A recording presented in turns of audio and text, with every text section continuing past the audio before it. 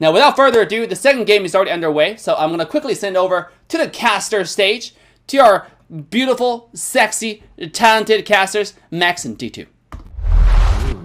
I gotta say, Dave, I agree with everything you said until you said sexy caster. I'm sorry, but that is not true. That is a straight up lie. But I still appreciate the intention all around. But anyways, we're gonna be jumping in our draft for game number 2. In case you guys did arrive a little bit late, game 1 was taken indeed by Liyab Esports, pretty dominantly at that. Also, as Liyab, you know what? If it ain't broke, don't fix it. Going potentially back with a Kai'Sa Lulu composition, which was so dominant on game 1. I just feel like they might just be able to take the series 2-0 here if they dominate once again so heavily. Yeah, but it seems like Sengoku might be going for more standard comp this time instead of going for the troll slash experimental comp. We'll call it experimental, right? It was just, let's see how it works. Yeah. For the memes, you know, for the memes, it's cool. You can try it out. But Aurelion Sol also again picked up in mid lane. So like the main thing of why I would think they want to pick that is also paired up with a Lee Sin. Just got really good ganking potential. They want to use this Aurelion Sol as a really good way to roam around the map. Like he is known as one of the best roaming mid laners, and like since they did nerf Evelynn and she can't be played mid anymore. But now Aurelion Sol in the mid lane can just roam really easily and assist also that Lee Sin on those ganks, which I think those two characters together can have so much early game pressure that is not even funny. Didn't they nerf Aurelion Sol in the same patch they nerfed Evelynn, or is that one? They did nerf him a little bit, but he's still more reliable than Evelynn in mid lane. He's still a lot better there. Yeah, it is very sad though to see him trying to use his third ability to go across the map because he's much slower than before. I cast a match after that, just right after that nerf went, and it was just funny because there was an Aurelion Sol that just missed a gank, and I was like, if he had the movement speed, he would have been able to get stuff. It was definitely a feels bad man moment. Yeah, just a little bit of extra move speed points would sometimes make the difference. But here we go. The drafts are now going to be set in motion. Liyab got himself also the Vi coming into action in this one for the jungle position, which, you know, Vi, very single target focused. So, of course, the main focus for that Vi will be mainly going down onto the Misfortune, also going down onto the, hopefully, the Aurelion Sol on the other side. That's going to be the main focus for that character at the end. But I like these drafts. I think that overall they're a lot better than what we saw in the first game, especially for Sengoku Gaming. And I'm intrigued to see, actually, D2, which draft would you potentially give the edge to in the second game? I'm not totally sure because we haven't seen a whole lot of success here from the Aurelion Sol, but I've never seen Hawk go on him. I think I saw one time he played it in one of his YouTube videos a while back, but honestly, I'm having a hard time kind of discerning who's the winner of this draft. I'll just default to Sengoku because I'm a fanboy of the when they were playing the other mobile game I was from. One thing to mention here is that Vi was actually banned last game, and we were wondering what that was all about. And the instant she's available gets snapped up by Liyab, so that's something to keep in mind here. Yeah, makes a lot of sense, actually. Maybe they've just been a nice respect ban overall, and now that Vi has been unleashed, I'm intrigued to see. I'm hyped up for this. You know, there's definitely living up to the expectation. That is what I'm hoping to see. As going to be having Gambit just going for his nice little farming phase. He's going to be solo also versus Malphite in this lane matchup, which unfortunately, early game, you are expecting the Malphite to have just so much dominant poking, especially because of that minion wave where it's going to be making it really hard for Gambit to dash out his true potential. So I'm expecting to have a nice little even matchup in that early game stage, but mainly top lane, like we have Garen Lulu. Like, are they going to have a little switch like midway? I'm intrigued. This is like a partial switch, okay? So we have Curse, who is on the Baron laner. He actually switched with the dual lane. So we're looking at the dragon lane here. So Malphite's in the dragon lane, and they switched to have the Misfortune and their support over in the Baron lane. And then in order to match that, they had just the support Lulu move over. So Lulu is eventually going to have to meet up here with Kai'Sa in the bottom lane. So it's like a full switch here from Sengoku, and Liyab to match it, they just sent the support over in the Baron lane there. Overall, I'm intrigued to see how they're going to be trying to respond against this and hopefully do their switch once again later on into the game. I'm looking at this too. The first Drake is going to be an Earth Drake, so it's going to be mainly focused around tankiness, which would be a great thing, especially for the example of this Malphite. Also good for the Vi in general. So I think that this is definitely going to be a Drake that's going to be heavily contested in that early game stage, just to allow them to tank up a little bit more of that damage overall. Mid lane also, like, we got another Orianna in the game, and you know what? Orianna paired up with a Kai'Sa, paired up with a Lulu. Like, I'm just thinking that their composition is going to be very one-tap heavy. Like, they got a one-wombo combo they're going to try and pull off. If they pull it off, it's almost impossible for the side of Sengoku to like extract himself away from that one.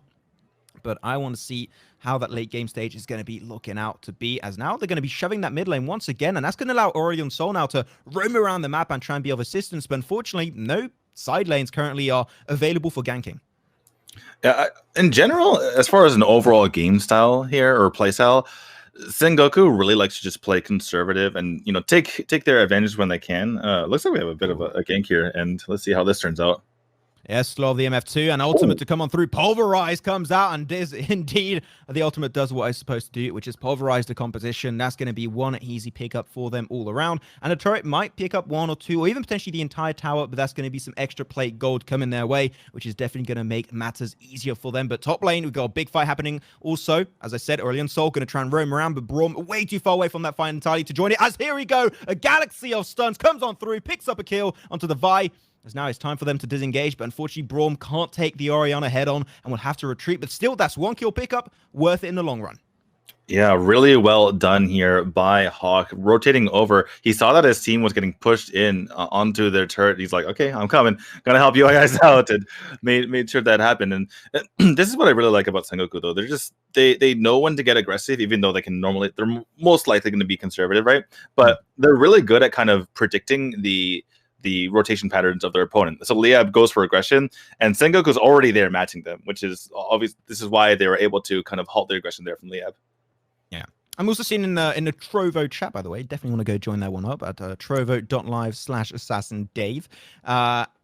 I saw some people asking who won game 1. It was actually Liyab that won it. Also because, yeah, Mania a little bit of a maybe experimental, as you called it earlier, D2, experimental composition coming on through from the other side of Sengoku, but now they're taking this one a lot more seriously, as we're going to have Drake going to be contested early on. The fight will have to break out because of it. BRAWL's going to be on the front line trying to soak up some damage. Unfortunately, he's already down to mid HP or just about, but they are zoning away from the Drake, and that's going to be an easy pickup for the Lee Sin to smite it down. Drake number 1 over to Sengoku.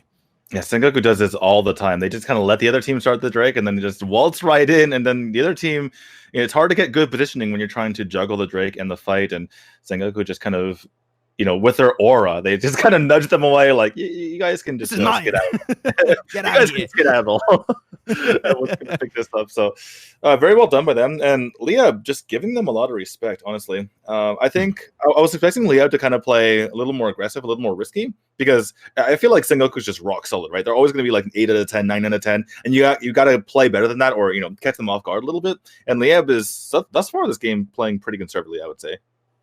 Yeah, I think that Liyab overall has been trying their very best on this one, but especially Sengoku, the reason why they were able to push away from that Dragon Pit is because they're on the mirrored side of the map, which makes it a lot easier for them to get access to the Dragon Pit through the riverside and actually push them away. If it was on the other side, that should have been a Drake potentially coming in the way of Liyab. It's going to have Aurelion Sol picking it up. Nice stun coming on through onto the, onto the Orianna. Unfortunately, the ultimate also comes on through from BRAWL, but the kill will not get picked up just yet. They're trying to go full dive. Malphite tries to get on top of it, and it does get actually picked up, surprisingly enough, as now Garen regrets every single decision he's made in life so far. Going to try and make it out of that one. The stun might come on through. They don't even need it, and that's going to be 2 frags coming the way of Sengoku. Max, you ever have that feeling when you're like, why am I here? you're just walking through. So this was a really interesting fight, right? They got the Orianna extremely low. The Vi comes to try to save, but really nicely done by the Dejiwo, kind of preemptively using the ult. And then Garrett's like, wait, why did I go this way? What am I doing? And he gets picked up as well, unfortunately for him. Yeah, and especially mid lane turret, once again, is the most valuable turret you could potentially take in the entire game. Now liberates so much room for them to get access to the enemy jungle, blue and red buff, so they can just keep that pressure down. As Aurelion Sol, you just can't dodge that. That's too big. Come on, what's that all about? As now, BRAWL going to try and tank it, potentially allow a stun for his teammates. Unfortunately, the stun will be not rendered all that useful in that engagement all around. But now they still got a 4-man team in that top lane, as Malphite is just going to be trying to stop that push from Garen happening in bot. And that's going to be another turret once again. That control in terms of objectives coming out from Sengoku is so damn good. I just can't see them fall behind unless a big mistake happens. But here, they're even going for jungle camps also. They want to make sure they're getting the most out of those fights as possible to make sure they don't allow Liyab to come back into the game in any way, shape, or form. I just love how Sengoku is controlling the map with the use of Hawk on that Aurelian Soul, always present on the map. And obviously, we're on the perspective of Dejiwo here on the Braum, and he's making sure to roam as well. You know, not sticking to the misfortune every single time, just making sure to just try to join every skirmish around the map and try to pick up kills here and there. And it's working out great for them. And you know, you saw Liyab, their objective was to try to go ahead and take out the misfortune while she was by herself. But really nice play, getting behind the turret, waiting for the Aurelian Soul and everyone else to rotate over, and they get yet another good fight. Yeah, good fights all around indeed for them so far, D2. But I'm enjoying how this game has been happening so far. It's a pretty standard game, 5-0 also, which is not an insane amount when it comes down to it. But I'm sure that if you look at the gold, I'm sure the gold is pretty high up there when it comes down to it for the side of Sengoku Gaming. So as long as they just do not give up any big fights, they should be good to go. As now they're slowly going to make their way towards the Baron pit down in that bot lane position, making their way slowly but surely. We're going to have also an Ocean Drake on the map in the next 15 seconds. So whoever wins this fight, not only will get frags, potential bounties if it's won away by the side of Liyab, but also an easy Drake coming their way. That last Drake, let's not forget, with Earth Drake, and that was actually secured by the side of Sengoku Gaming. So 2 Drakes will definitely give them a nice significant lead in that early game to mid-game lead. And let's see if they can try and hold it for themselves. As so far, they just got a nice little spread, making sure that they do not get punctured in any position as Garen in his top lane position, trying to defend it as Malphite just going to shove the lane once again. Yeah, just looking at the situation, obviously we have the 5-0 advantage in kills, but also Sengoku have taken the dragon, they've taken more turrets, so they're almost assuredly ahead pretty far in gold here. You know, there's ways to come back in gold, not just through kills, but it just feels like Sengoku's really ahead in every facet of the game, and as they take, you know, one more Ocean Dragon here. So that's why we believe that despite it only being a 5-kill lead, Sengoku has a firm grip on this game. Yeah, I mean, Sengoku, I do not think they're going to be falling behind anytime. Now we're on the POV of Liyab, which I think is great to see a little bit how they can do on the POV of the team that's currently falling behind pretty heavily at that. So far, Gambit, he's in a pretty decent spot too. He's hit his, he's almost hitting, I believe, his 2-item power spike. Didn't have time to really see his build, but I think he's almost there. Oh, he's actually already hit his 2-item power spike. So that's definitely the moment where you want to see a Kai'Sa potentially try and step up to the occasion and start fragging out in big ways. But they need to try and catch up, especially characters out of position, because you saw it earlier here, D2. We saw the fact that Sengoku, sometimes they're pretty spread away from each other. I want to see Liyab capitalize on these opportunities to allow themselves to come back, because here, for example, top lane is spread. They can easily rotate up there and find a kill in a 1v4, but they're just not going to focus that position whatsoever and mainly focus on remaining as a full squad. Yeah, exactly. Liyab needs to take every single opportunity that comes to them. Obviously, you can see in your screen there that Malphite is split pushing, so perhaps they can go for a fight here. Looks like they're going to go ahead and back off. And you mentioned earlier, we're on the perspective of the Kai'Sa here, Gambit playing this Kai'Sa from the side of Liyab, and Kai'Sa is going to be the main champion who's going to engineer a comeback if there is any here for Liyab, right? It's going to be the Lulu getting the wild growth on Kai'Sa, and Kai'Sa absolutely popping off. That's their best chance, I would say, for Liyab to get back in this game and get not necessarily a miracle team fight, but of you know, an underdog win of a team fight. I mean, if they win the next team fight, I'm going to call it a miracle team fight. That's for sure. I think that's definitely the name we're going to be going for. The next Drake that's going to be spawning in a few minutes is going to be the Fire Drake. So that's going to be great, especially for the Kai'Sa if they can secure it. But unfortunately, their luck when it comes down to Drakes has not been all that good so far. As Lee Sin just memeing around in that red position, going to try and take it for themselves. But Baron is on the menu.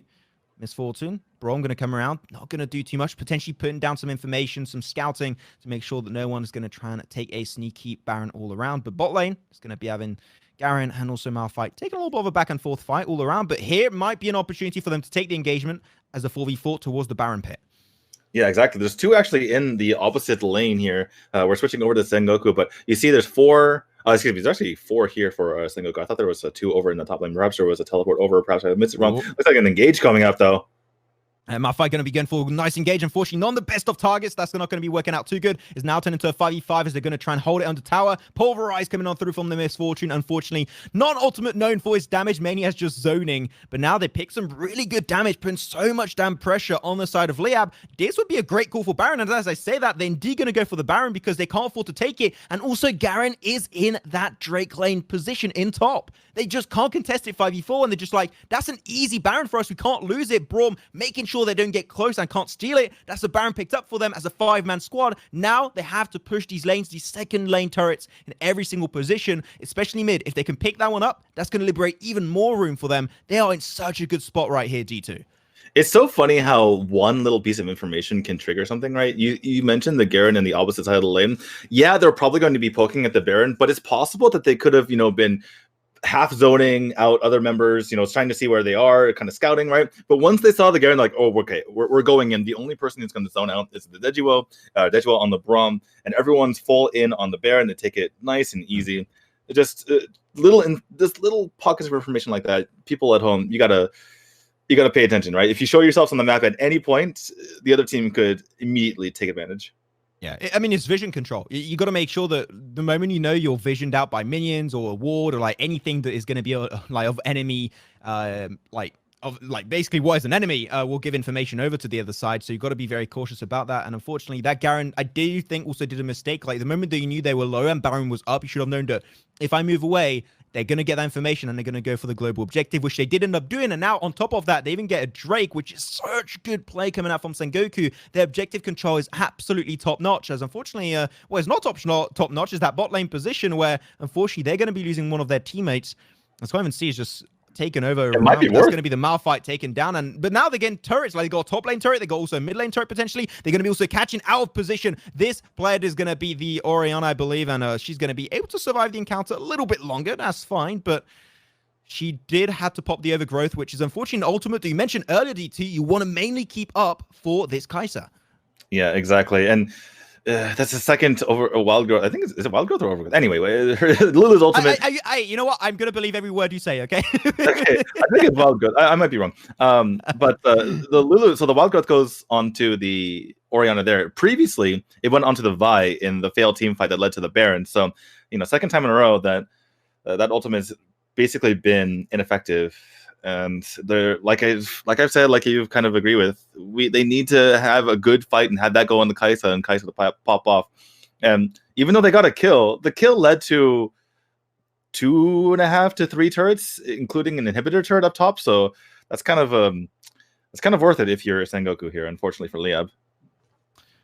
Indeed. So, nice. Assassin Dave is giving me information that I said pulverize for the ultimate of MF when it's bullet time, which, you know what? It was bullet time indeed earlier. So, you know what? Fair enough. I am fixing that on the go. All good, all good. Thank you very much. I said it. There's going to be some oopsies today. You know what? But I respect that. It's okay. It was bound to happen in the first place. I thought you were talking about Brahm's ult. I was like, wait, whose ult were we talking about? You know what? I got confused myself. But you know what? What is not getting confused is that we got a fight happening also in the Drake lane. They're going to go for the push so far. Nice ultimate potentially from the BRAWL. Picks up the nice CC for the squad. But unfortunately, they're on the Garen. Is tank it up, and the wild growth comes on through also. He will be able to soak it up, but once again, the zoning is absolutely top tier. They will potentially pick up one frag as the fight keeps on going. Lee Sin does dive a little bit deeper at the end of the day. That's going to be one kill, and also comes on through, but unfortunately, no, my friend. That is going to be the Lee Sin back on his feet away from that one as he just gets knocked for a few seconds, and that's going to be 2 frags coming their way. They lose the Vi, they lose the Garen, they got no more frontline potential. This is it. Liyab just can't contest this Baron once again, and they're just going to go and take it instantly. Yeah, just a terrible spot to actually take this fight. They take it over in this top lane, at least from the perspective here of Sengoku, and that means there's nowhere to run. And if you're the team behind in gold, you need a place to run to. And they're like, wait a second, there's no turret here. Oh no! That means a 2 go down after the GA gets popped there from the Garen, and he jumps onto the Lee Sin. They get the reverse GA pops, but it was a little bit too little, too late, and Baron gets taken. It's funny because it's only 7 kills to 1. It's not like they've been just destroyed.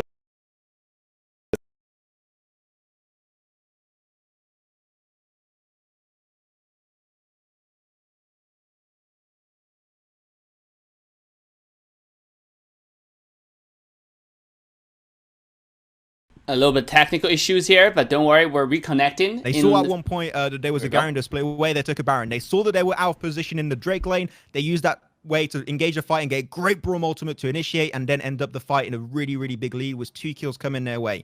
Here is just Liyab falling behind and Sengoku playing the information war. Every single time they get that data, they're going to use it so damn well. But now they're going to be pushing onto that base turret, trying to crack it down. Unfortunately, it's going to be pretty hard for them to do so. as the Kai'Sa is going to be trying their best to soak it up. The damage, she's down to mid-HP, might get melted down in a few seconds, which is indeed what I think is about to happen. And she does get absolutely melted to the ground as Liyab are taken down one by one. Orianna still in a strong position, but unfortunately her ultimate is now off cooldown, and she will not be able to defend that turret whatsoever. This might just be us going into game number 3, 1-1 between these two teams. It's damn close, but at the end of the day, Liyab are falling behind. Yeah, we're switching over to the Sengoku perspective here, which is Brawl, which is convenient because he's dead, so we get to actually look at the action here. 3 dead here for Liyab and only 1 for Sengoku. It's kind of funny because that last fight near the inhibitor turret there for Liyab, you saw that the Kai'Sa was actually out of position the entire time while the team was fighting, and it seemed like, you know, there's a lot of damage going on to the members of Sengoku, but you know, Kai'Sa wasn't there to finish them off, and that's pretty much proved the difference there. Raw is looking good, but they're going to be taking that fight for the Drake is going to get picked up too, and Liyab, they're trying their best to fight for position. They just can't do it. Vi just like, hey, get away from me. What's happening? But he's going to get obliterated once again. And now this is the base just open. It's cracked open for the past minute or two now, and they should be able to close off that fight in really big ways. Mid lane is going to be heavily pressured up, and they're going to make their way into the fight to close off the game. They pick up 1, they pick up a 2nd kill. Are they looking for a 3rd? Of course they are. We are talking about Sengoku Gaming here, and that is going to be all set and done. GG well play. We shall indeed go into game number 3 as game 2 goes the way of Sengoku Gaming. Wow. So well played. It's exactly what we've kind of expected from them. Obviously, their experimental choices round 1 didn't help them quite so much, but game 2, this is the Sengoku we know and love. Just picture perfect, right? Just chef's kiss, completely just comprehensive game. And Liyab, they're gonna have to take some chances, I think, in order to win game number 3.